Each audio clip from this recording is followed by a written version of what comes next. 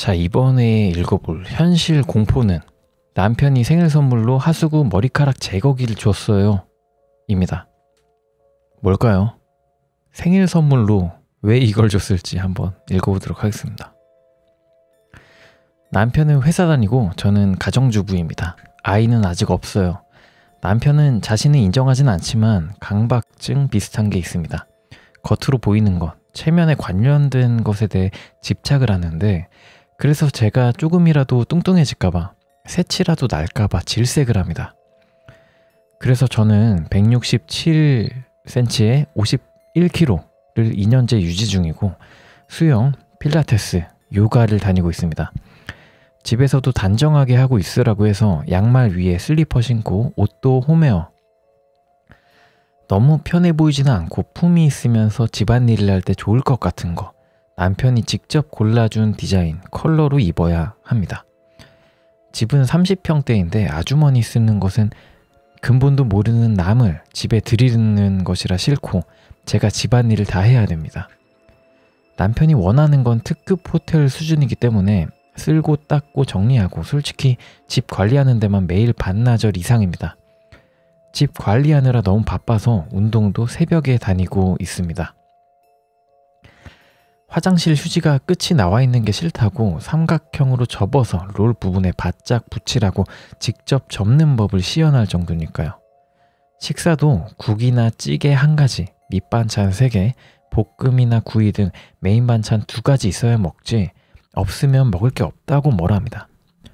저는 그렇게 더러운 성격도 아니지만 그렇다고 막 특출나게 깔끔한 편도 아니라 남편이 이해는 안 가도 집안일이 제 업무라 생각하고 열심히 해왔습니다.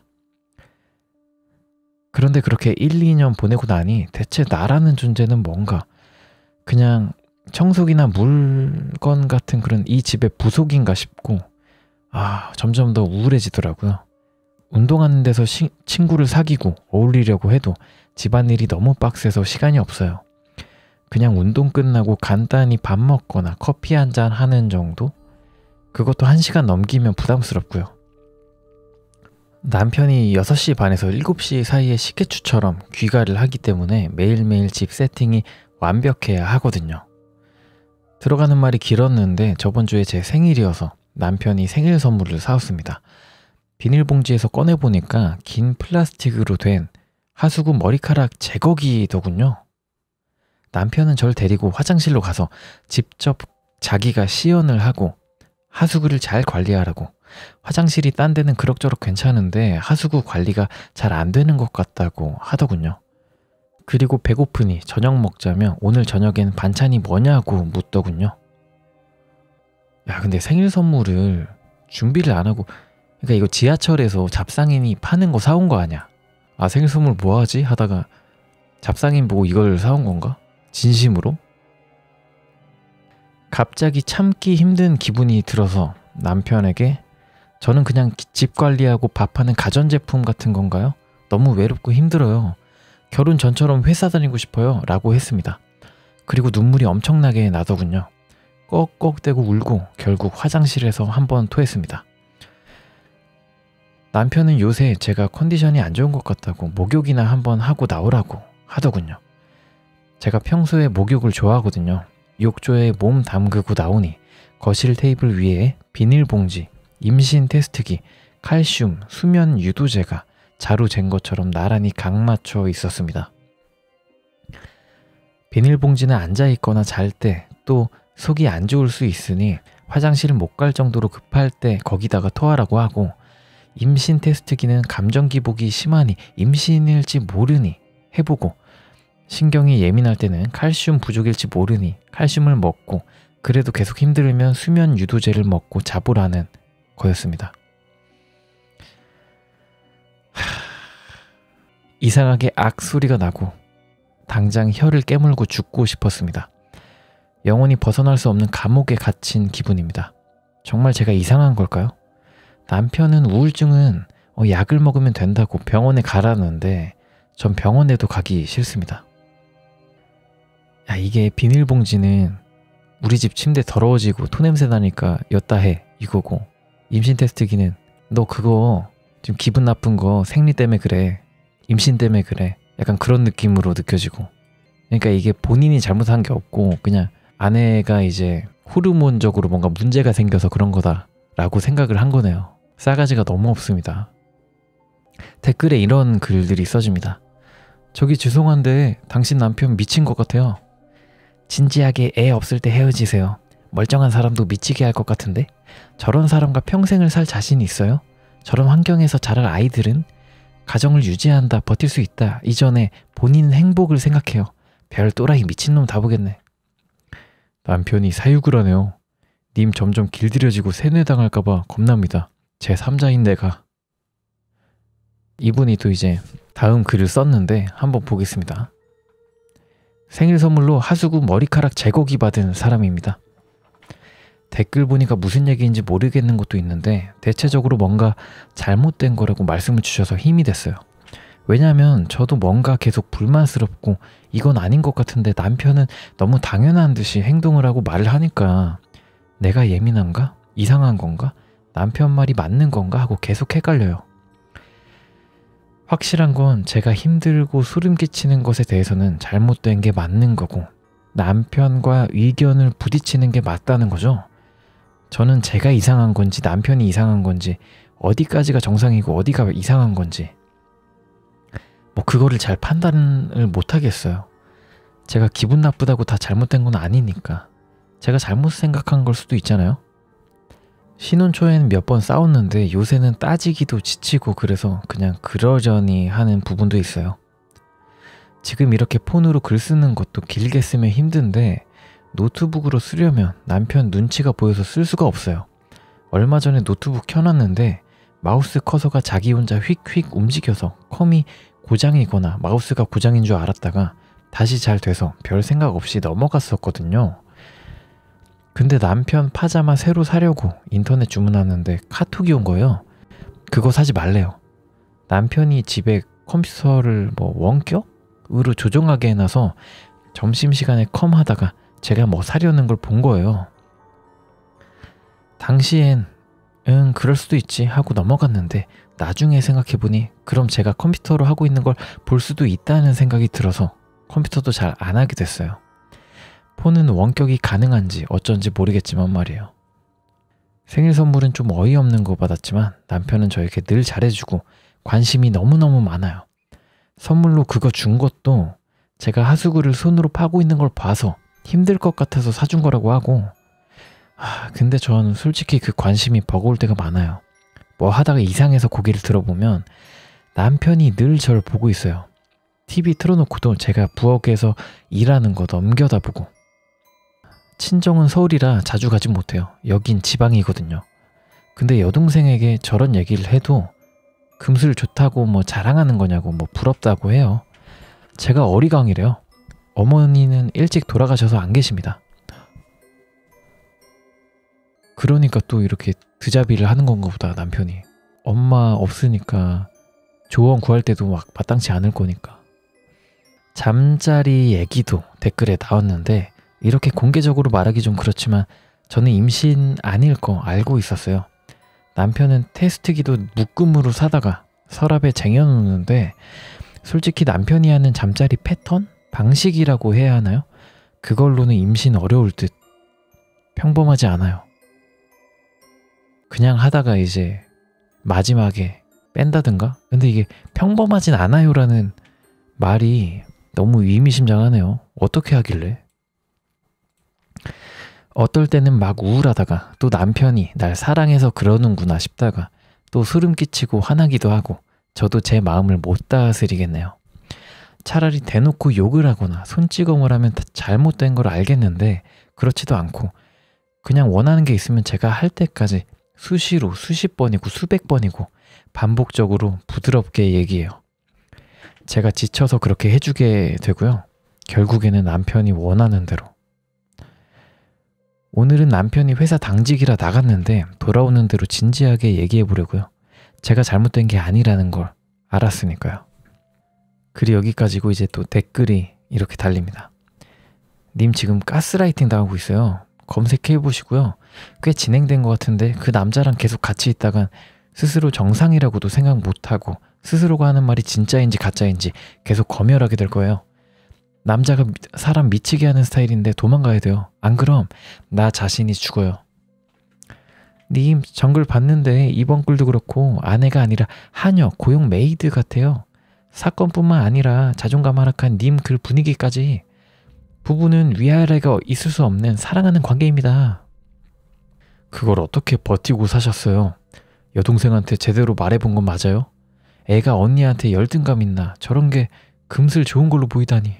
진짜 동물 사육하는 것도 아니고 원격 조종은 좀 소름 끼치네요. 집에 카메라 있는 거 아니에요? 막 훔쳐보고 그러나? 싫다 진짜. 소름 끼쳐. 변태 같아. 사람 고쳐 쓰는 거 아니랬는데.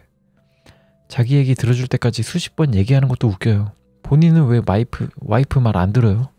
자기 말만 옳은 거고 와이프 말은 껌 씹듯 쫙쫙 씹어 내다 버려요?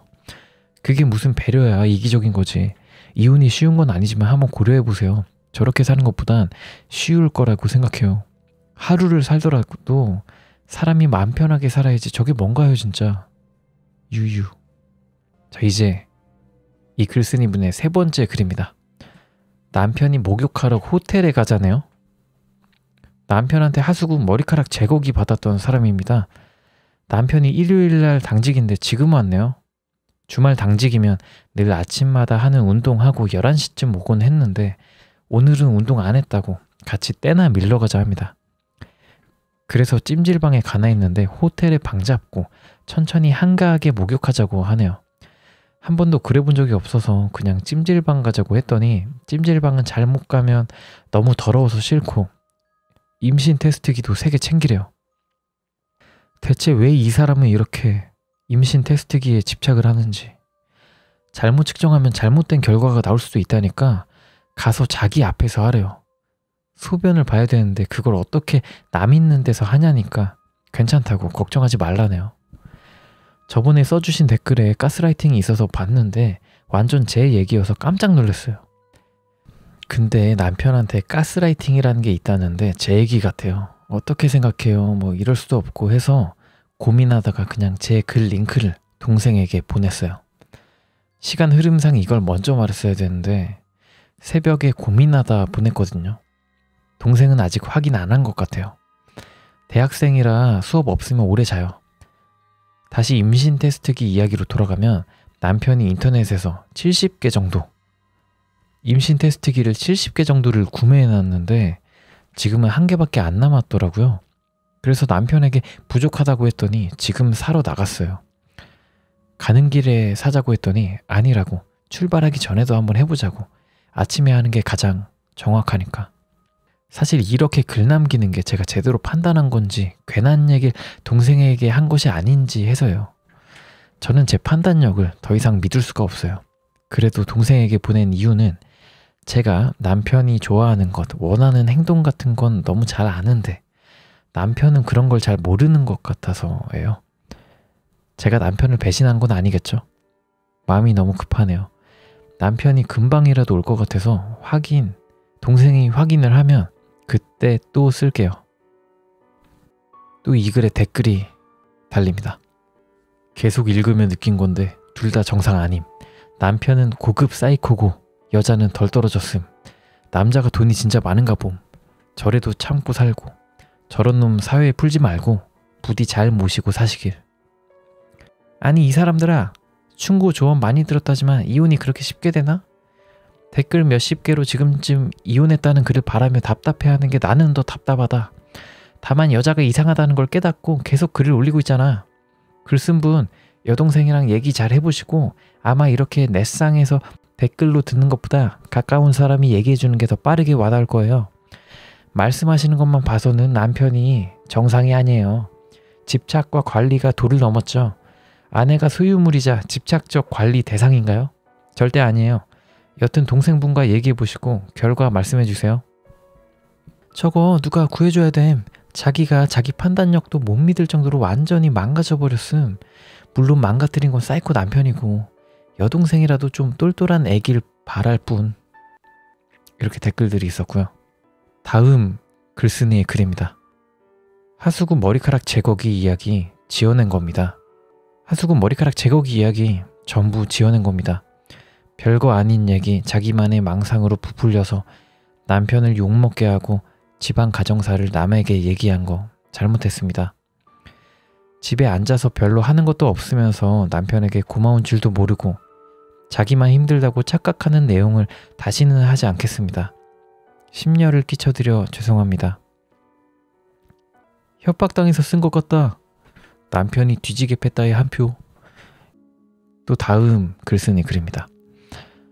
하수구 머리카락 제거기 글 원본 글쓴이입니다. 하수구 머리카락 제거기 글 원본 글쓴이입니다.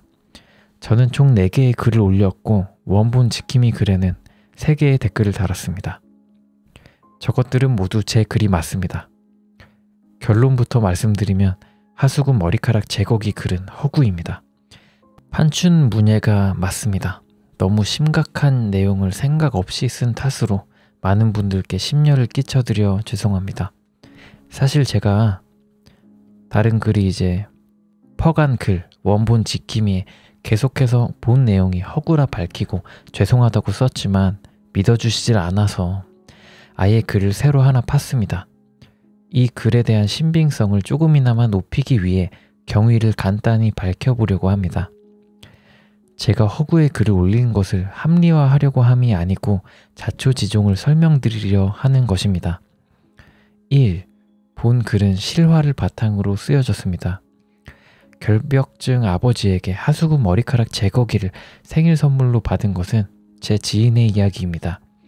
지인 아버지께서 결벽증이 있어서 가족들이 고생하고 있는데 그 이야기에서 본 글에 최초 힌트를 얻었습니다.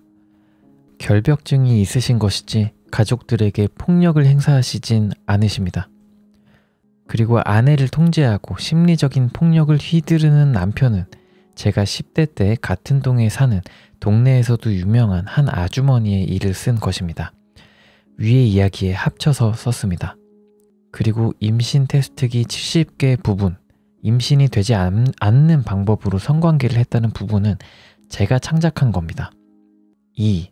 하지만 현재 진행 중인 일이 아니며 전체적으로 허구입니다. 위에서 밝혔듯이 리얼하게 느껴지는 것은 실화를 바탕으로 썼기 때문이며 본질적으로 허구의 이야기입니다. 3. 죄송합니다. 해당 글이 많은 분들에게 불쾌감과 우려를 끼친 점에 대해 진심으로 사과드립니다. 평소에 판에 글을 많이 보면서 누가 보아도 허구로 지어낸 글들이 많았기 때문에 내가 써도 괜찮을 거야, 나도 이런 걸 한번 써볼까 하는 안일한 생각을 했던 것이 사실입니다. 본 글이 신문고나 사이버 수사대 등에 신고가 들어갔다고 댓글 등에서 보았습니다. 신고가 들어갔으니 때가 어찌 되었건 조사를 받을 텐데 저는 제가 저지른 짓이니 조사를 받고 책임을 져야 할 부분이 있다면 책임을 지는 것이 당연한 일입니다. 하지만 본 신고건 때문에 낭비되는 경찰력을 생각하면 정말 죄송합니다. 또한 제가 글을 쓸 때는 미처 생각하지 못했으나 제 글로 인하여 정말로 어려운 상황에 처해 도움을 받으려 글을 쓰는 분들 역시 또 자작이네 하는 시선을 받을까 걱정되는 부분도 있습니다. 이 부분이 최악입니다. 거듭 죄송합니다. 앞으로는 다시는 이런 허구의 글을 쓰지 않겠습니다. 죄송합니다. 여기까지가 또 글쓴이의 글이었고요. 댓글이 이렇게 달립니다. 너무 집요해서 이상합니다. 수사가 꼭 이뤄지길.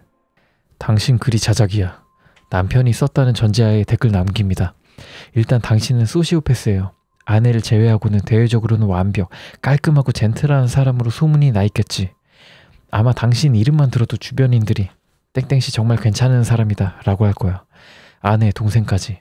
그래서 그런지 첫 번째 사과문부터 두 번째 사과문까지 별거 아닌 얘기 자기만의 상상으로 망상으로 부풀려서 남편 욕먹게 하고 별로 하는 것도 없으면서 남편에게 고마운 줄도 모르고 글의 논지가 남편의 결백, 남편의 완벽함을 훼손한 것에 대한 사과문이야. 아마 아내가 판에 글 쓴 거 알고 아내에게 폭력을 좀 휘두른 다음 저런 가학적인 글을 썼을 거야. 맞지? 그리고 지금 올린 두 번째 사과문. 이것도 자기 변명으로 가득 차 있네. 일본의 그 지인, 사촌동생 그 아버지라는 사람이 결벽증이 있으신 것이지 가족들에게 폭력을 행사하시진 않으십니다. 굳이 그 지인 아버지라는 사람에 대한 변명, 이건 그 사람을 위한 게 아니라 그 캐릭터에 투영되는 너의 완벽한 이미지가 폭력적일 수는 없기 때문에 구구절절 써놓은 거지? 쪼다 같은 놈. 그리고 하나 더. 임신 테스트기 70개 부분. 임신이 되지 않는 방법으로 성관계를 했다는 부분은 제가 창작한 겁니다. 이 부분. 왜 이렇게 구질구질하게 변명해? 일단 아내가 너의 변태적인 성향을 글에 올린 것도 아내에 대한 너의 분노에 한몫하겠지. 너가 쌓아올린 완벽한 이미지를 망쳤다고. 또 하나, 임신 테스트기는 단순히 아내의 바람 여부를 알기 위해서 한 거지. 특히 너가 보는 앞에서 하라고 했을 때 화장실 문 닫고 아내가 바꿔치기 할까봐. 그렇지? 갑자기 잘하던 집안일 싫다고 하고 우울해하는 아내가 네 아내를 가졌을 리는 없으니 변태 성행위를 하니까. 그러니까 너가 남의 아이를 가졌구나 위심을 한 거지. 당신이 책임져야 할 부분은 한 사람의 인생을 망친 것에 대한 참회와 평생의 속죄야.